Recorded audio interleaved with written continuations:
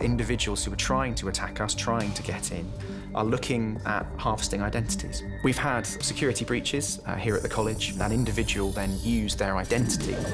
Could be criminals, they could be insider staff, could even operate at a government level. Not for a smash and grab theft of data or a one-off theft of information, but something with a sustained, almost certainly criminal intent.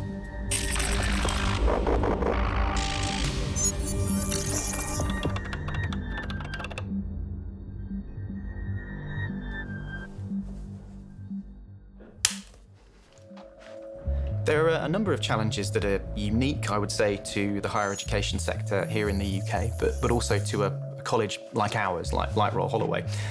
First and foremost, we have a huge number of users.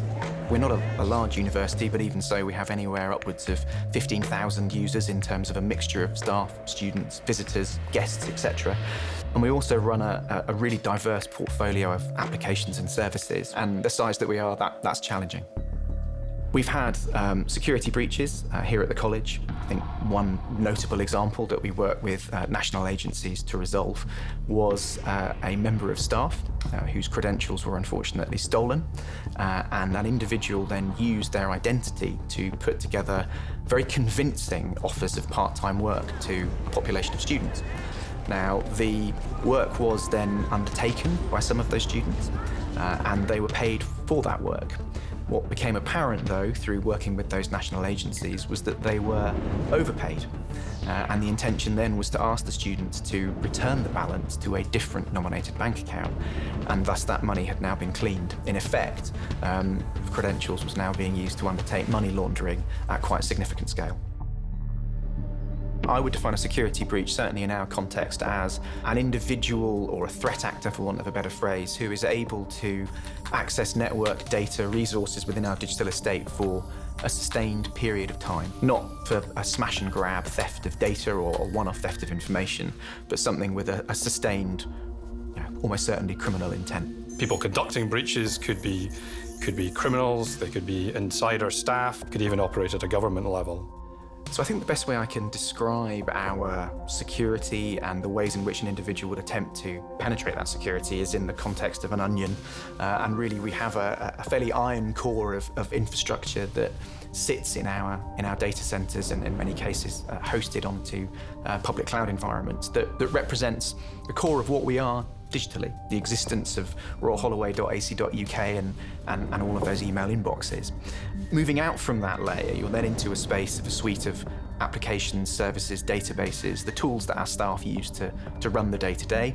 And then moving out from that even further, you're moving out into our network space, into something that's really quite open access. You can come onto our campus, register for a guest account, access our Wi-Fi, but equally you can access that as an accredited user if you have those credentials. So commonly what we find is individuals who are trying to attack us, trying to get in, are looking in that first instance at harvesting identities. And knowing when they've got them, they'll try to harvest more and more and more, up to the point where they're completely confident that they can attack us in the way that they want to. University has some secrets, but I think a much more fundamental problem for the university is who's allowed to access the resources that are being supplied in the university. And that's a completely different kind of cryptographic service. We call this authentication, and it is being used as a sort of gateway to decide who can get in and to access resources, to look at services, to attend classes even. Authentication, just very crudely, is the answer to the question, who's out there, or who's trying to get in, who's trying to access something. If you think of a physical analogy, like a front door, the answer to that is essentially whoever's got the key that can open the front door. A very simple mechanism, but also one that's incredibly strong, because to actually breach that, you would have to get hold of that key.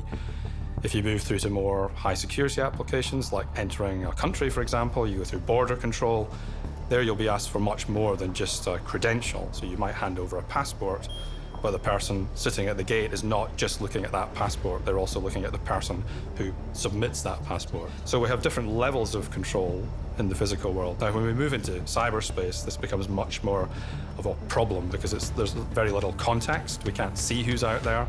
And actually, our most popular way of providing this authentication is through simple passwords. And they're almost analogies of these sort of keys. They're almost front door keys, except they're incredibly easily stolen. They're very easy to copy. They're very easy to get hold of. So I think when we look at cyberspace authentication, we want to be much more clever, and we want to look more at the passport-style analogy, where you actually present multiple things that are used to decide who you are. There are lots of advancements in this area of authentication through biometric, but it's not a solution that's 100% proof for security. The best way moving forward is to still combine the biometrics in a multi-factor authentication scheme, like using another factor together with facial recognition.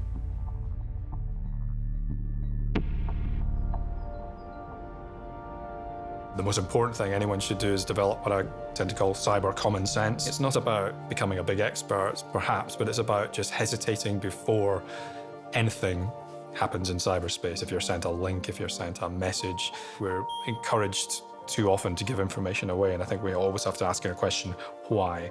You know, if someone walks up to you in the street and starts asking the name of your children, for example, you hesitate before you give that information out. You think, why do they want this? In cyberspace, we've got to do the same thing. For me, that's the number one thing. There are lots of ways we can collaborate across our user group, students, staff, my colleagues in IT services to keep the IT estate here at the college secure. But also there's something around the educational piece, being willing to have a conversation about it. A colleague in classics at the start of a lecture, reminding people about the importance of digital security and what it means to them as individuals and protecting their identities. You know, we are fundamentally educators. That's what we do as an organisation. And I think we're well placed, therefore, to put together programs of education to help people operate in an environment that they will operate in for a very long time.